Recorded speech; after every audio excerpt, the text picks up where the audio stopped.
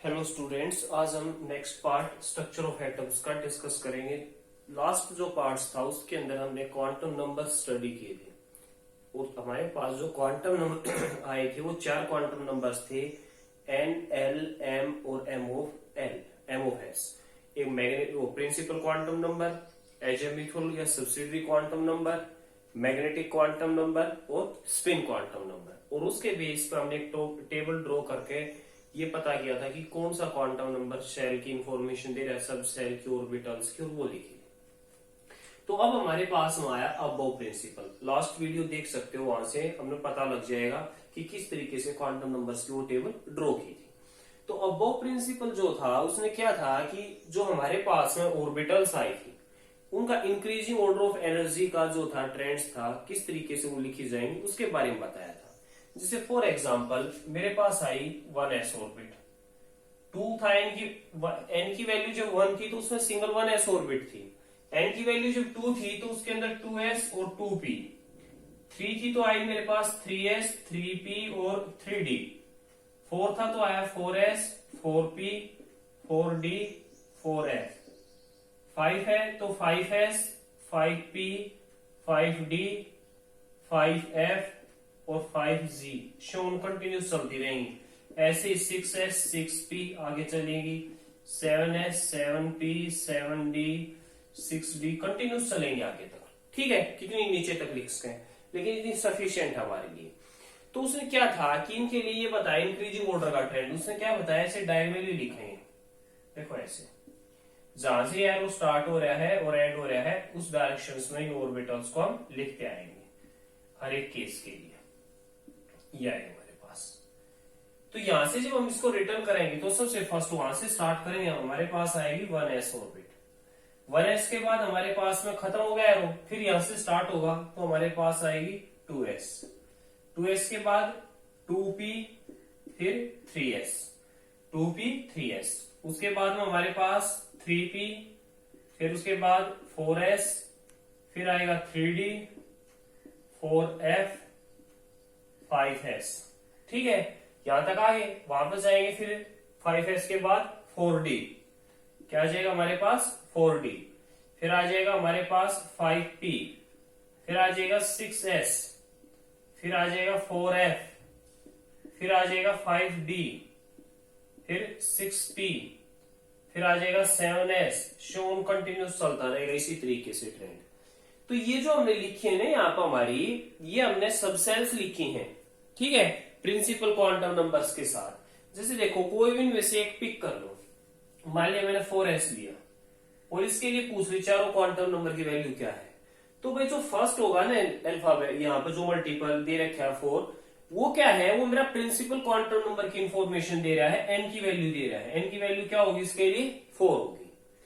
जो यहाँ पे s आया वो मेरी सब सेल बता रहा है, ये तो सेल बता रहा था फोर्थ, जो s आया वो सब सेल बता रहा है। अब उसकी वैल्यू कैसे पता लगेगी, तो उसके लिए हमने पढ़ा था कि वैल्यू 0, 1, 2, 3। 0 तो s, 1 के लिए p, 2 के लिए d, 3 के लिए f। यहाँ पर 4s है, n 4 है तो l की वैल्यू क्या है, s के लिए क्या है यहाँ पे 0 वैल्यू है। ठीक है, इस तरीके से हमने पता लगाया उसके बारे में। और m ऑफ l क्या हो जाएगा यहाँ पे, m ऑफ l हो जाएगा मेरा प्लस माइनस 0। और m ऑफ s की दो ही वैल्यू होती हैं, एक तो प्लस हाफ और माइनस हाफ, जो कंबाइंड लिख देंगे प्लस माइनस हाफ। ऐसे ही और लो एक एग्जांपल, मान लिया मैंने यहाँ पे ले लिया 4f या 3d ले लिया। इसके लिए n की वैल्यू, सामने वाला जो अल्फाबेट दे रखे हैं, सॉरी नंबर दे रखा है मैथमेटिकल नंबर, तो ये शेल कौन सी है, थर्ड प्रिंसिपल क्वांटम नंबर बताएगा। n की वैल्यू 3, l की वैल्यू d दे रखा था तो d के लिए क्या है 2 है यहाँ पे, तो उसके लिए वैल्यू रख देंगे l की वैल्यू 2। ठीक है, फिर उसके बाद m ऑफ l। अब m ऑफ l क्या होगा इसके अंदर, उसकी वैल्यू प्लस माइनस l की इक्वल होती है। किसके इक्वल होती है, प्लस माइनस l की इक्वल, तो प्लस माइनस 2 हो जाएगी। इसका मीनिंग क्या है प्लस माइनस 2 का, -2b, -1b, 0b, 1b और 2b, ये आ जाएगा मेरे पास। ठीक है, फिर उसके बाद m ऑफ s क्या होता है मेरे पास, m ऑफ s होता है प्लस माइनस हाफ होता है, उसकी वैल्यू रख दूंगा। तो किसी भी सब सेल के लिए अगर वो चारों क्वांटम नंबर की वैल्यू लिखवाता है तो उसको हम इस तरीके से लिख सकते हैं। ठीक है, इस बेसिस पे ये जो सब सेल उसने अरेंज कर रखी है ना, increasing order of energy arrange कर रखी है। और अब उन्होंने यही बताया था कि जो हमारे पास सब सेल फॉर्म हुई 1s 2s 2p 3s 3p 3d, उसको कैसे अरेंज कर सकते हैं हम इंक्रीजिंग ऑर्डर ऑफ एनर्जी में, उसका उसने ये ट्रेंड दिया था। ठीक है, अब ये तो कंबाइंड ट्रेंड है भाई, इसके बेसिस पर हमारी इलेक्ट्रॉनिक कॉन्फ़िगरेशंस लिखी जाएंगी एलिमेंट्स की। तो इसलिए हमने ये याद करना पड़ेगा। कहां तक याद करना पड़ेगा? देखो यहां से हम स्टार्ट करेंगे 1s से और अप टू ये लगा लो 3d 4f, यहां तक सफिशियंट है अभी के लिए। जस्ट 11th में स्टार्ट कर रहे हैं, बेसिकली सफिशियंट है। उसके बाद वैसे अगर चाहो तो हम लिख सकते हैं ट्रेंड, इसके अकॉर्डिंग लिख सकते हैं इसको, जहां तक की रिक्वायरमेंट होगी उसके अकॉर्डिंग यहाँ पे लिखते जाएंगे। और लास्ट में आई थिंक मेरे पास 5d 6p 7s, ये कंटिन्यूस पूरी पीरियोडिक टेबल में जो एलिमेंट है उसमें 7s तक है ना, तकरीबन सभी एलिमेंट की कॉन्फ़िगरेशन आ जाएगी।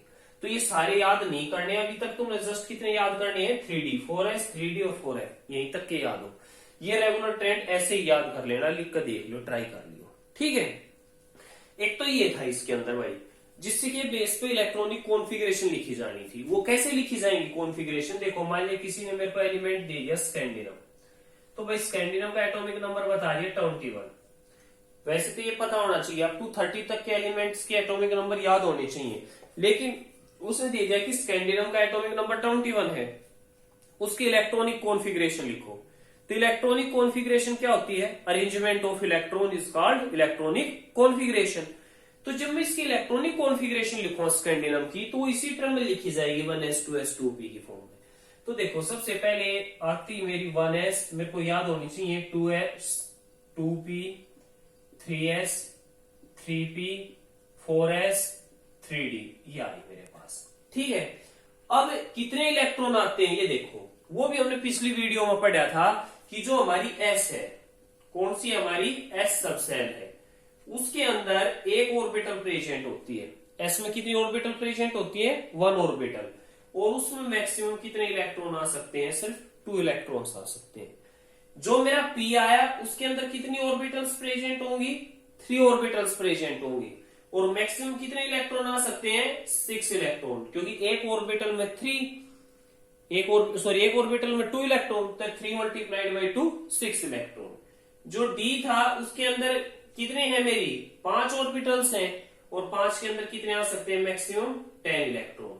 और जो मेरी f है उसके अंदर कितनी होती है? 7, तो मैक्सिमम कितने इलेक्ट्रॉन आ सकते हैं उसके अंदर? 14 इलेक्ट्रॉन्स ये आ सकते हैं। ठीक है, अब ये 1 3 5 7 कैसे पता लगा भाई मेरे को? भाई ये यहीं से तो पता लगा।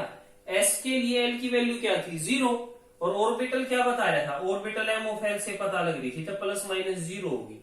प्लस माइनस 0 का मतलब क्या हो? 0, तो इसका मतलब 1 ऑर्बिटल ही प्रेजेंट है। ऐसे ही अगर p की बात करूं मैं, तो p के लिए m ऑफ l की वैल्यू क्या है? प्लस माइनस 1, माइनस 1 भी 0 भी और 1 भी। टोटल कितनी बनी? 3 ऑर्बिटल, 3 में कितने? 6 इलेक्ट्रॉन। ऐसे ही 2 के लिए m ऑफ l क्या है? प्लस माइनस 2 हो जाएगा, l की वैल्यू 2 है ना, तो m of l plus minus 2, इसमें क्या हो जाएगा? Minus 2b minus 1 0 1 2। टोटल कितनी बनी? 5 बनी, 10 इलेक्ट्रॉन आ जाएंगे। इसी तरीके से फिल होंगे। ठीक है, तो देखो भाई अब मैं इलेक्ट्रॉन फिल करने स्टार्ट कर रहा हूं। 21 था atomic number, number of proton जितने होते हैं नंबर ऑफ इलेक्ट्रॉन्स होंगे, क्योंकि न्यूट्रल एटम है। तो कॉन्फ़िगरेशन लिखते टाइम 1s के अंदर 2 इलेक्ट्रॉन, 2s में भी 2, 2p में 6, 3s 2, 3p 6। काउंट करो कितने हो गए? 2 और 2 4 और 6 10, 10 और 2 12 और 6 18। कितने बच गए? 3 बच गए। तो 4s के अंदर 2, और इसके अंदर जो बचा हुआ इलेक्ट्रॉन था वो यहाँ फिल हो जाएगा, 3d1 हो जाएगा। आगे समझ में कैसे लिखी गई है ये कॉन्फ़िगरेशन? और लो एक दो एग्जांपल्स जैसे मैं बता रहा हूँ। यहाँ पे इलेक्ट्रॉनिक कॉन्फ़िगरेशन को ही क्लियर करो पहले, उसके बाद में देखेंगे हम। अब की बार मैंने एग्जांपल ले लिया किसी कैटायन का। कैटायन मतलब जिसको पॉजिटिव चार्ज हो। फॉर एग्जांपल उसने मेरे को दे दिया मैग्नीशियम 2 पॉजिटिव। भाई इसकी इलेक्ट्रॉनिक कॉन्फ़िगरेशन लिखो, और इसका एटॉमिक नंबर बता दिया, उसमें होता है मैग्नीशियम का 12। अब यहाँ पे देखो भाई एटॉमिक नंबर 12 है और चार्ज कितना है? 2 पॉजिटिव।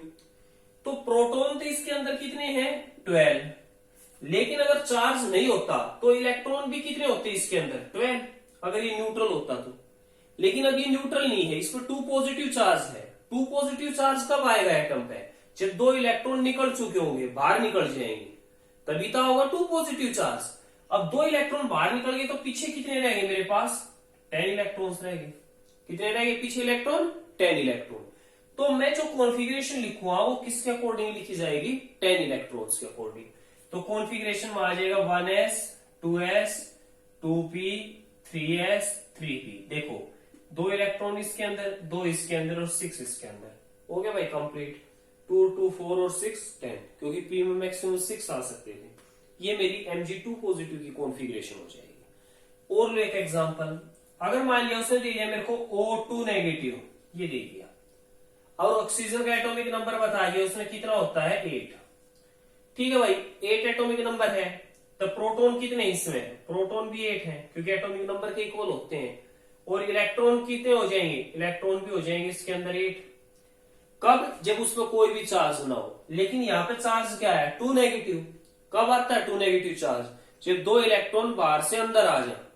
तो 2 इलेक्ट्रॉन और आ गए, तो 8 तो पहले ही थे जब चार्ज नहीं था, 2 नेगेटिव होने की वजह से 2 और आए, तो टोटल कितने इलेक्ट्रॉन हो जाएंगे यहाँ पे 10 इलेक्ट्रॉन। तो उसकी भी कॉन्फ़िगरेशन यही बन जाएगी 10 के लिए। ठीक है, तो इस तरीके से किसी भी मेटल की इलेक्ट्रॉन की कॉन्फ़िगरेशन जो है वो लिख सकते हैं। यहाँ पर हमारे पास कुछ एक एक्सेप्शनल कंडीशंस भी आ रही है। क्या आ रही है हमारे पास, कुछ एक एक्सेप्शनल कंडीशंस। तो देखो ये अब जो कॉन्फ़िगरेशन बताई है ना अभी के लिए, इसे थोड़ा सा मैं डिटेल में और डिस्कस करूंगा जब हम सेकंड रूल पढ़ेंगे, hunts rule of maximum multiplicity वाला। ठीक है, तब करेंगे डिस्कस। पहले चलो इसी में देख लो, बाद में ही करते हैं सारी चीज। अब हंट्स रूल क्या है, तो देखो हमारे पास मैंने ये बताया था कि P के अंदर कितनी ऑर्बिटल है 3, D में 5 और F में 7। अब जब P के अंदर जो 3 ऑर्बिटल प्रेजेंट है वो कैसे रिप्रेजेंट की जाएंगे, इस तरीके से रिप्रेजेंट की जाएंगी। D के अंदर जो 5 ऑर्बिटल है वो इस तरीके से रिप्रेजेंट करूंगा मैं, यह आ गई। F के अंदर कितनी है मेरे पास 7 ऑर्बिटल्स हैं, और 7 ऑर्बिटल्स इस तरीके से रिप्रेजेंट करूंगा 1 2 3 4 5 6 7। अब इन ऑर्बिटल्स की क्या है एनर्जी इक्वल है, इन ऑर्बिटल्स की एनर्जी क्या है इक्वल। तो जिन ऑर्बिटल्स की एनर्जी इक्वल हो उसको हम क्या कहेंगे डीजेनरेटेड ऑर्बिटल्स। क्या कहेंगे डीजेनरेटेड ऑर्बिटल्स। ये भाई हमने पिछली वीडियो के अंदर भी पढ़ा था डीजेनरेसी क्या होती है। ठीक है, तो ये जो साइंटिस्ट आया था भाई हंट्स, उसने क्या बताया था कि अगर किसी एटम के सेट के अंदर डीजेनरेटेड ऑर्बिटल्स हैं तो उनके अंदर जब इलेक्ट्रॉन फिल करेंगे ना हम, तो पहले सभी में एक एक इलेक्ट्रॉन आएगा और उसके बाद क्या होगा उसमें पेयरिंग स्टार्ट होगी। मान लीजिए जैसे P है उसके अंदर 4 इलेक्ट्रॉन या 5 इलेक्ट्रॉन फिल करने हैं मैंने, तो ये नहीं कि मैं पहले ऐसे भरूंगा उसको ऐसे कर दू फिल है, तो ये 5 पर ऐसे नहीं फिल किए जाएंगे। ये कैसे फिल होंगे उसके अंदर, ये इसी तरीके से फिल करने, पहले एक एक और एक, सभी के अंदर एक एक इलेक्ट्रॉन आएगा। आफ्टर दैट पेयरिंग स्टार्ट होगी। फर्स्ट जो डीजेनरेटेड का सेट था ऑर्बिटल का, सभी में सिंगल इलेक्ट्रॉन इक्वली सिमेट्री रहनी चाहिए। आफ्टर दैट पेयरिंग स्टार्ट, और जब पेयरिंग स्टार्ट होगी तो उसके अपोजिट स्पिन आएगी, एक अपवर्ड का और एक डाउनवर्ड का। पिछली वीडियो में बता रखा साइंटिस्ट का पॉली एक्सक्लूजन प्रिंसिपल आया था कि एक ऑर्बिटल में जो 2 इलेक्ट्रॉन आएंगे उनकी अपोजिट स्पिन मिलेगी। ठीक है, अब जैसे इसमें 5 इलेक्ट्रॉन है, ऐसे तो कोई ये भर देगा 2 2 और 1, लेकिन भाई ये रॉन्ग है। क्यों, क्योंकि डीजेनरेटेड ऑर्बिटल का सेट था, अगर इसमें इलेक्ट्रॉन फिल करने पड़े तो हमने पहले सभी में एक एक इलेक्ट्रॉन, पांचों यही पूरे हो गए। ठीक है, अब अगर इसमें भरना होगा तो इसमें भी एक एक इलेक्ट्रॉन 3 4 5 पूरे हो गए, कोई बात नहीं, वही नहीं बचे। हमने पेयरिंग तो नहीं की, जितने थे वो स्टार्टिंग थे कि सिमेट्री देते चले गए उसमें। आगे समझ में क्या था, क्लियर हुई या नहीं हुई ये चीज। तो भाई ये हंट्स रूल ने बताया था हमको। अब इसके बाद में क्या आया कि हंट्स रूल के बाद हमारे पास आई एक हाफ फिल्ड ऑर्बिटल और फुल फिल्ड ऑर्बिटल, 2 टर्म्स आए। क्या है हमारे पास हाफ फिल्ड ऑर्बिटल और एक आया हमारे पास full filled orbital, full filled orbital ये आई। अब ये हाफ फील्ड ऑर्बिटल और फुल फील्ड क्या थी, तो देखो भाई जैसे p ऑर्बिटल की बात ली मैंने, मेरे पास p में 3 ऑर्बिटल्स थी, और जो मैं फुल फील्ड का केस यहां भी ले लेता हूं। अब क्या था, अगर मैं तीनों में एक एक इलेक्ट्रॉन फिल कर रहा हूं तो ये तो होगी मेरी हाफ फील्ड ऑर्बिटल। क्या होगी ये मेरी हाफ फील्ड ऑर्बिटल। और अगर तीनों के अंदर दो दो इलेक्ट्रॉन्स की पेयरिंग आ जाती है तो वो मेरी क्या हो जाएगी, वो हो जाएगी फुल फील्ड ऑर्बिटल। तो भाई जब भी सिस्टम के अंदर हाफ फील्ड और फुल फील्ड ऑर्बिटल, सिस्टम में क्या होगा, हाफ फील्ड और फुल फील्ड इलेक्ट्रॉन की जब कॉन्फ़िगरेशन आ रही होगी हमारी, उस टाइम पर वो सिस्टम नेचर में क्या होगा, एक्स्ट्रा स्टेबल होगा। क्या होगा नेचर के अंदर, वो सिस्टम एक्स्ट्रा स्टेबल होगा वहां पे। ठीक है, क्यों होगा एक्स्ट्रा स्टेबल, उसका रीजन क्या था, उसका रीजन था सबसे फर्स्ट ड्यू टू सिमेट्री। क्या था उसका रीजन, ड्यू टू सिमेट्री। क्योंकि उस सिस्टम के अंदर क्या एग्जिस्ट करेगी, वहां पे सिमेट्री एग्जिस्ट करेगी। क्योंकि इक्विवेलेंस आ जाएगा, सभी तीन थी तीनों पे एक आ गया, सिमेट्री आ गई, तीन थी तीनों दो दो आ गए, सिमेट्री आ गई। तो जब भी इस टाइप की कॉन्फ़िगरेशन आओगी तो सिस्टम एक्स्ट्रा स्टेबल हो जाएगा नेचर के अंदर। ठीक है, और एक दूसरा रीजन था उसका एक्सचेंज एनर्जी। क्या था हमारे पास, एक्सचेंज एनर्जी। बस ये जस्ट नाम याद रख लो, इससे बाद में डिस्कस कर देंगे। ठीक है, वैसे इतना ज्यादा वो भी नहीं है क्योंकि एक्सचेंज के मैक्सिमम पॉसिबल चांस बन रहे थे इसलिए लिख दिया यहाँ पे, और नहीं तो मेन रीजन क्या लिखना है, ड्यू टू सिमेट्री वाला। ठीक, अब यहां तक क्लियर हो गया फील्ड फुल फील्ड का। हम एक बार दोबारा स्टार्ट करते हैं हमारे सेम कॉन्सेप्ट को, वही लेकर चलते हैं जो हमने पहले डिस्कस किया था वहां पे। अब इसमें देखो, यहाँ पे जब हमें डिस्कस कर रही थी इसने कॉन्फ़िगरेशंस वाला जो केस, अब मैं इसमें थोड़ा सा एक डिफरेंट तरीके से एक्सप्लेन करूंगा। इसको कर दूं मैं रब, अब इसका कोई यूज नहीं है क्योंकि वो कॉन्फ़िगरेशन हमने लिख दी थी, याद होनी चाहिए। एसपीडीएफ में ही पता लग गया होगा कितने इलेक्ट्रॉन्स होंगे। तो देखो फॉर एग्जाम्पल, अब की बात जो मैं डिस्कस करने जा रहा हूं, मैंने लिया फॉस्फोरस का एग्जाम्पल। फॉस्फोरस का एटॉमिक नंबर होता है 50। अब इसकी इलेक्ट्रॉनिक कॉन्फ़िगरेशन लिखकर दिखानी है। कैसे लिखकर दिखाऊंगा इलेक्ट्रॉनिक कॉन्फ़िगरेशन, भाई configuration 1s 2s 2p 3s 3p लिख दिया। अब देखो यहाँ पे 15 एटॉमिक नंबर, तो जेड की वैल्यू 15 दे रखी है, तो प्रोटॉन भी कितने होंगे 15 और इलेक्ट्रॉन भी कितने होंगे 15, क्योंकि एटम क्या है, न्यूट्रल है। एटम क्या है, न्यूट्रल, कोई चार्ज नहीं, इसलिए प्रोटॉन और इलेक्ट्रॉन इक्वल होंगे। तो 15 के लिए लिखो फर्स्ट में 2 इलेक्ट्रॉन, सेकंड में 2, इसमें 6, कितने हो गए 10। इसके बाद 2 इसमें 12, बच गए कितने 3, तो वो इसके अंदर आ जाएंगे। आगे समझ में क्या था। अगर इसका ऑर्बिटल डायग्राम दिखाना है मेरे को, तो भाई पूरे के लिए नहीं लिखा जाता, लास्ट वाले के लिए लिखा जाता ऑर्बिटल डायग्राम। इसमें क्या है 3s2 3p3, तो भाई s ऑर्बिटल सिंगल एक ही होती है, s के अंदर पढ़ा था ना भी हमने, ये हो जाएगी 3s। और जो p था उसके अंदर कितनी होती है, 3 होती है। p में कितनी ऑर्बिटल होती है, 3 ऑर्बिटल होती है। तो ये यहां पर क्या आ गया हमारा 3p। वो कौन कौन सी होंगी, उनकी शेप क्या होगी, वो भी हम डिस्कस करेंगे नेक्स्ट क्लास के अंदर। तो p में 3 ऑर्बिटल थी, वहां से पता लग रहा था। तो s में कितने थे, 2 इलेक्ट्रॉन मेंशन कर दिए। p में कितने हैं 3, तो 2 और 1 मेंशन नहीं करना, 1 1 और 1, इस टाइप से वो रिप्रेजेंट करके दिखानी है तुमने। आई थिंक क्लियर हो गया सभी को किस तरीके से रिप्रेजेंटेशन की जाएगी 3s और 3p के अंदर इलेक्ट्रॉन्स की। ठीक है, और एग्जांपल लो, हमारे पास में एक एग्जांपल आता है कॉपर का, जिसका एटॉमिक नंबर होता है 29। अब न्यूट्रल है तो इसका मतलब इलेक्ट्रॉन भी कितने हैं इसके अंदर 29 ही, प्रोटॉन भी कितने हैं इसके अंदर 29, क्योंकि एटॉमिक नंबर के इक्वल होंगे। कोई बात नहीं भाई, लिखो configuration 1s 2s 2p 3s 3p 4s 3d, ये देखो। अब लिखो यहाँ पे कॉन्फ़िगरेशन, याद रखनी है यहां तक की।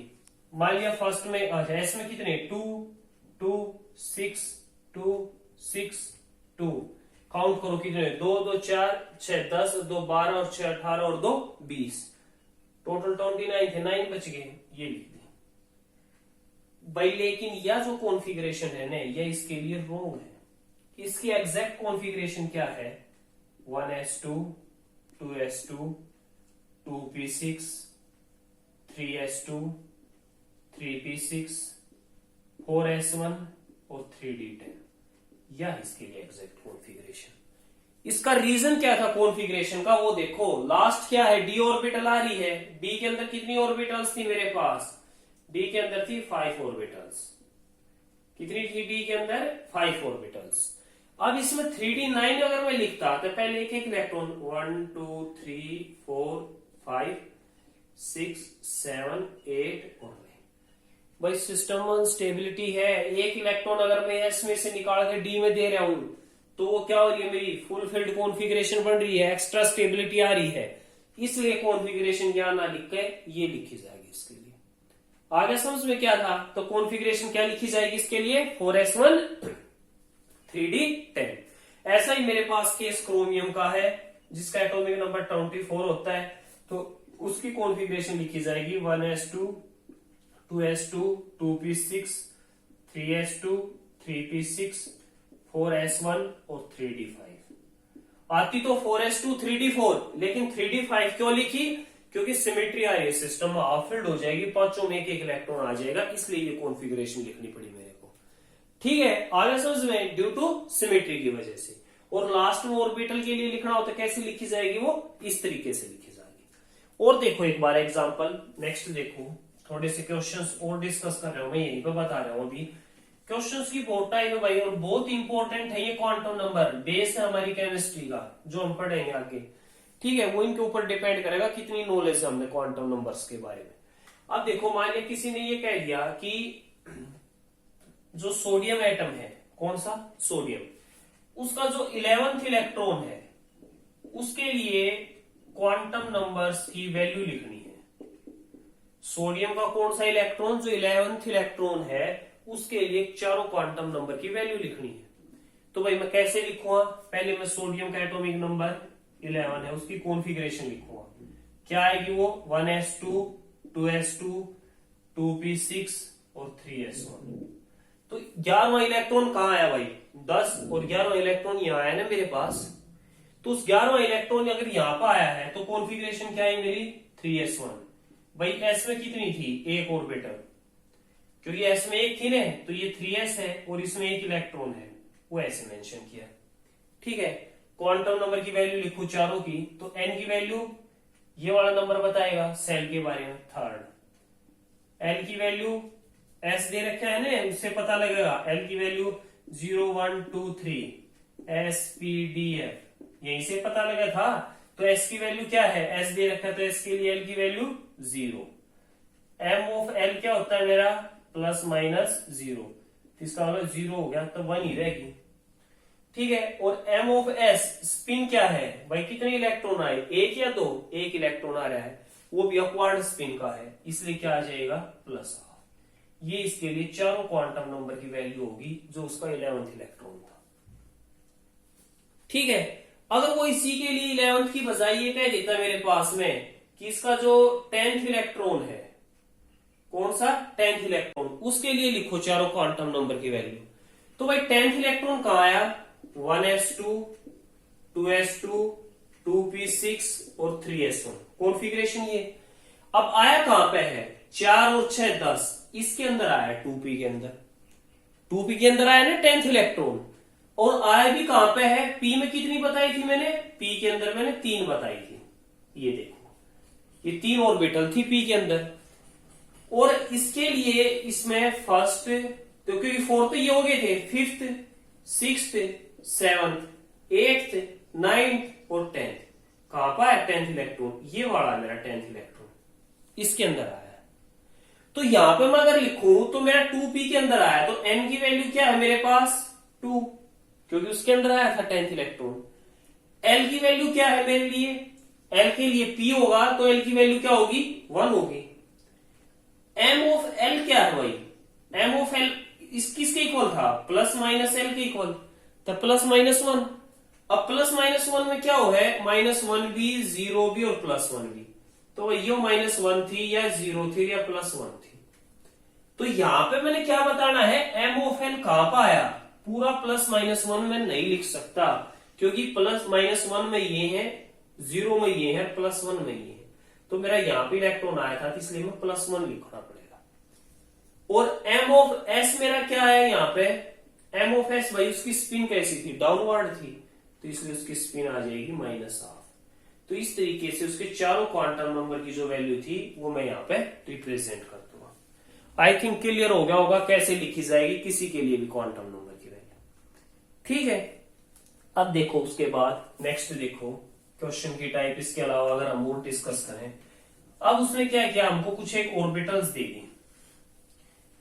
हाँ, उससे पहले एक हमारे पास और रूल आता है, रूल का नाम है n+l रूल। क्या है मेरा n+l रूल। ये जो n+l रूल था ये इस अबव नहीं दिया था। किसने दिया था? अबव नहीं दिया था साइंटिस्ट ने। इसने क्या बताया था कि किसी भी सब सेल के लिए अगर n+l की वैल्यू स्मॉल होगी ना तो वो पहले लिखे जाए, उसकी एनर्जी कम होगी, और जिसमें n+l की वैल्यू ज्यादा होगी उसकी एनर्जी ज्यादा होगी। ठीक है, क्या निकालेंगे हम? मान लिया कोई भी दो सेट दे दिया ऑर्बिटल के, 4s दे दिया या 3d दे दिया, ठीक है, और एक उसने दे दिया हमको 2p। अब इनमें देखो सभी के लिए पहले n+l निकालो। इसमें n की वैल्यू 2, l की वैल्यू 1। l की वैल्यू भाई हमेशा याद नहीं रहती, ये लिख लियो 0 1 2 3 S P D F, यहां से पता लगेगी। P था तो उसके लिए 1। यहाँ पे n की वैल्यू क्या होगी इसके लिए 4, l की वैल्यू क्या होगी, s के लिए 0 थी तो 0।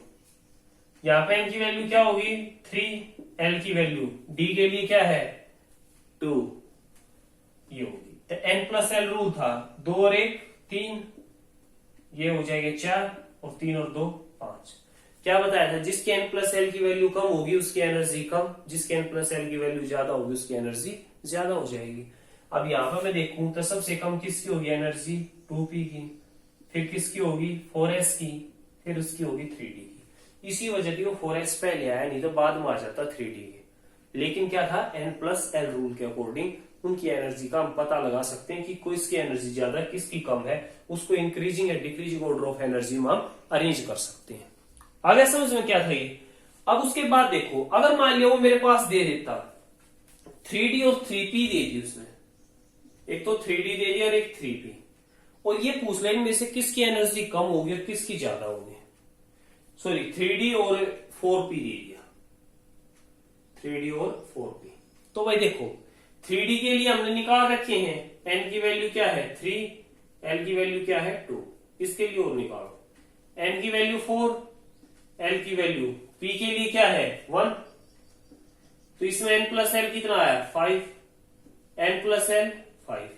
भाई यहाँ पे तो n+l दोनों के लिए सेम आ गया। अब मैं क्या करूंगा, अगर n+l की वैल्यू कम थी तो उसकी एनर्जी कम थी और ज्यादा थी तो ज्यादा, ऐसे लिख रहा था मैं। लेकिन जब n+l दोनों की वैल्यू इक्वल आ जाए तो वहां पे मेन फैक्टर हमारा कौन सी वैल्यू होगी, n की जो वैल्यू होगी, डिसाइडिंग फैक्टर क्या होगी n की वैल्यू। फिर हमने ये देखना है अगर n+l इक्वल आ रहे हैं तो जिसमें n की वैल्यू कम होगी उसकी एनर्जी कम, जिसमें n की वैल्यू ज्यादा होगी उसकी एनर्जी ज्यादा। तो यहाँ पे मेरे पास में क्या आ जाएगा 3d, और फिर उसके बाद में क्या आ जाएगा 4p, क्योंकि इसकी n की वैल्यू ज्यादा थी इसलिए उसकी एनर्जी यहाँ पे ज्यादा होगी। लेकिन वो कब होगी, जब n+l दोनों का इक्वल आएगा।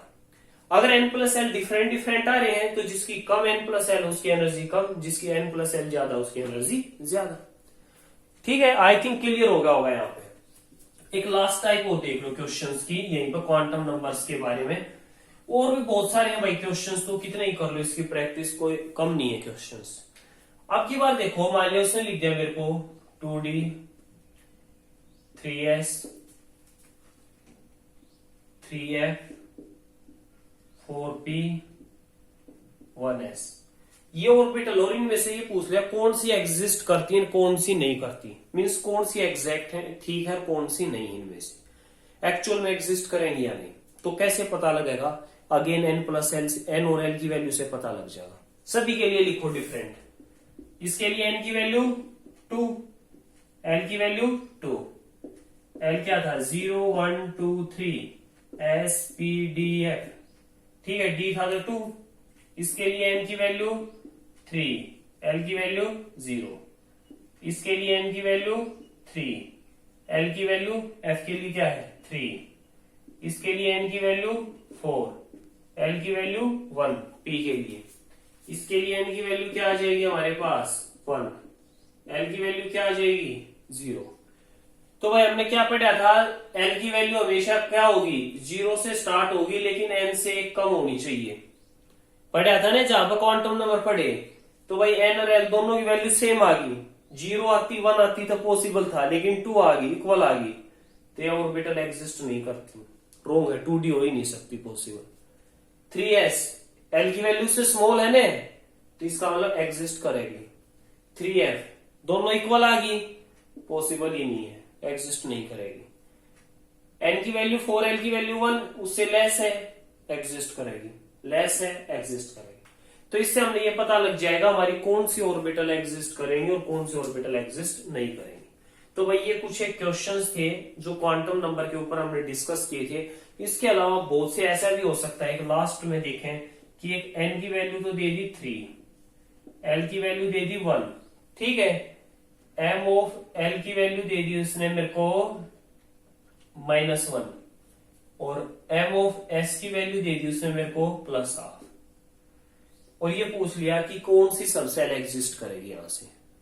तो भाई मैं सबसेल निकालूंगा, देखो कैसे लिखी जाएगी, क्वांटम नंबर फर्स्ट वाला एज इट इज होता है सेल वाला, l की वैल्यू 1, तो 1 के लिए कौन सी है मेरे पास 3p, अब p में भी 3 थी, 3 में से एक ही दे रखी है ना -1, और उसमें भी कितना इलेक्ट्रॉन दे रखा है, सिर्फ एक इलेक्ट्रॉन दे रखा है, कौन सा दे रखा है +1/2, तो इसका मतलब एक इलेक्ट्रॉन उसके अंदर है, तो 3p1 हो गया। आएगा समझ में क्या था।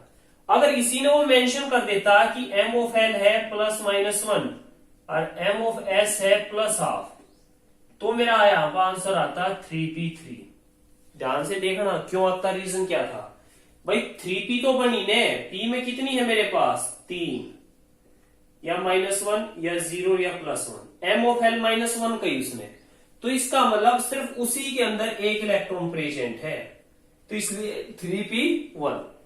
लेकिन m ऑफ l अगर वो +-1 दे देता तो ये सारे काउंट होते, और तीनों में क्या कह रहा है +1/2, तीनों में एक इलेक्ट्रॉन है, इसलिए 3p3 आता।